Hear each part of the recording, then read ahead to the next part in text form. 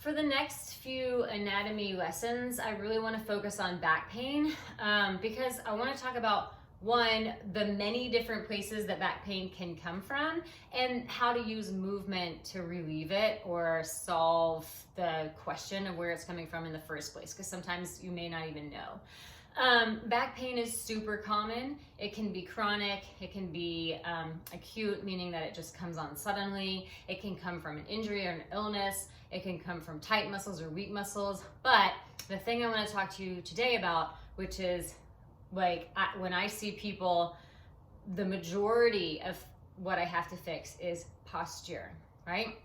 So we spend so much time sitting, whether you do a lot of driving for your work commute or whether you sit for your job or just sitting, hanging out with friends, having dinner, or even watching TV at night, being on the computer. So there's a lot of stuff that we do in the seated position, and everybody knows this by now. It's been talked about for many years. Sitting is the new smoking, they said a few years ago, blah, blah, blah. We all know too much sitting is not great. However, what we don't really talk about is how you're sitting and if how you're sitting can change how good or bad it is for you, right? So in a seated position, you want to be in your neutral spine position. So reminder, neutral spine is when all of your natural spinal curves are present. So that means that you have a curve in your neck going forward, your upper back reaching back, and the low back going forward, the sacrum, back of the pelvis gently reaching back, and the tailbone slightly reaching forward, right? So as you can see, I'm sitting now, but I'm sitting in good posture. I'm sitting up tall. What I'm not doing is popping my chest forward and eliminating those curves, right? So let me show you all this from the side. All right, so in the seated position, here I'm in decent posture. Yeah?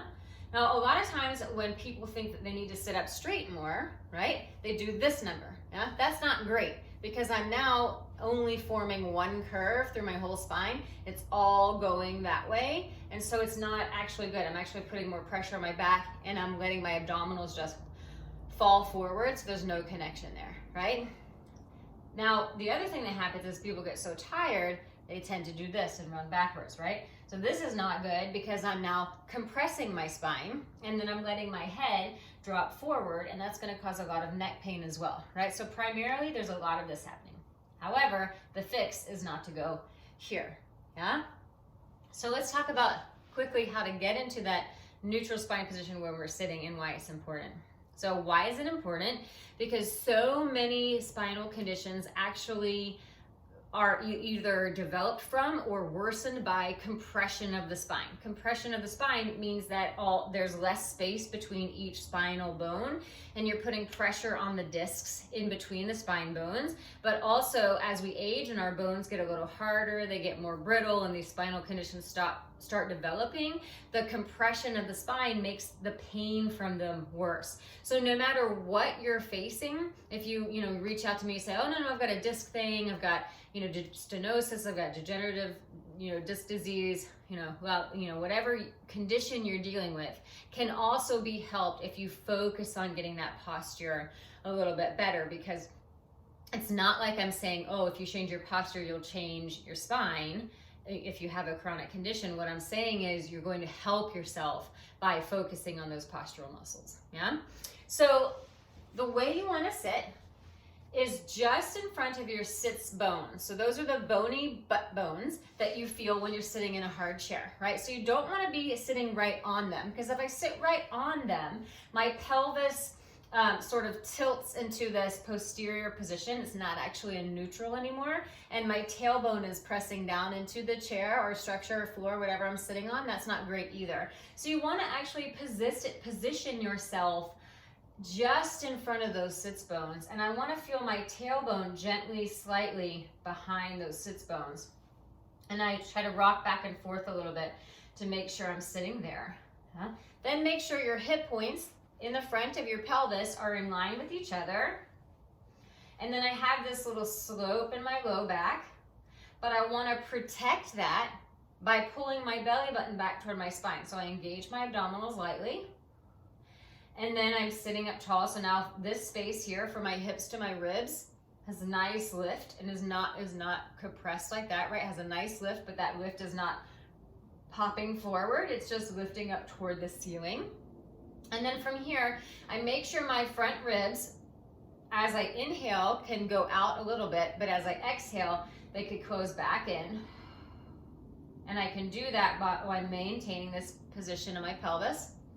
And then I try to make sure I can breathe into the back of my hand, and I feel my back ribs sloping back behind me. So I have this balance in my spine. And I make sure everything's staying the same as I do that. And then I think about, the last thing I think about is the crown of my head reaching straight up toward the ceiling, right? The reason I want to think about the crown of my head reaching straight up toward the ceiling is because that helps me decompress my neck.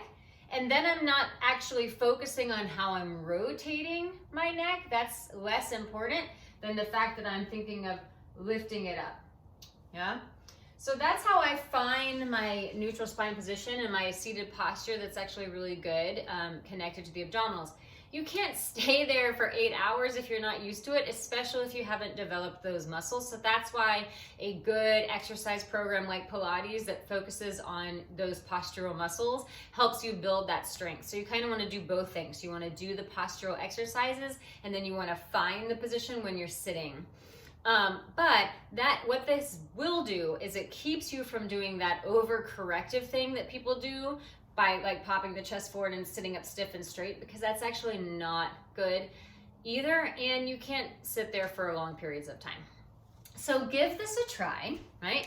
And then please feel free to reach out to me, let me know, and if you have any questions about how to develop those postural muscles, please reach out. I love teaching all this stuff. You can find this video and more like it on my YouTube channel or on my website.